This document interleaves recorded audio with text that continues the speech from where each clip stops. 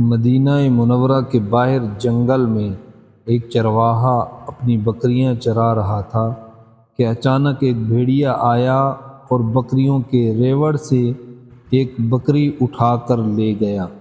چرواہا نے دیکھا تو اس بھیڑیے کا پیچھا کیا اور اس سے بکری چھڑوا لی۔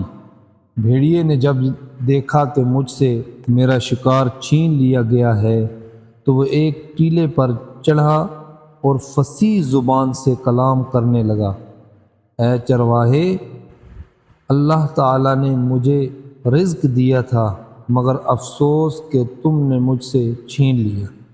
چرواہا نے جب ایک بھیڑیے کو کلام کرتے ہوئے دیکھا تو حیران ہو کر بولا: تعجب ہے کہ ایک بھیڑیا بھی کلام کرتا ہے۔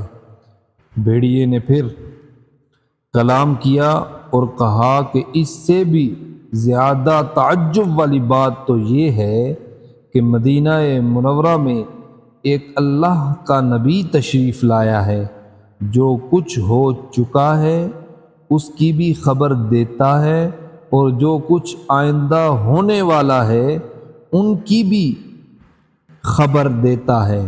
چرواہا جو یہودی تھا بھیڑیے کی اس گواہی کو سن کر بڑا متاثر ہوا اور بارگاہ رسالت میں حاضر ہو کر کلمہ پڑھ کر مسلمان ہو گیا۔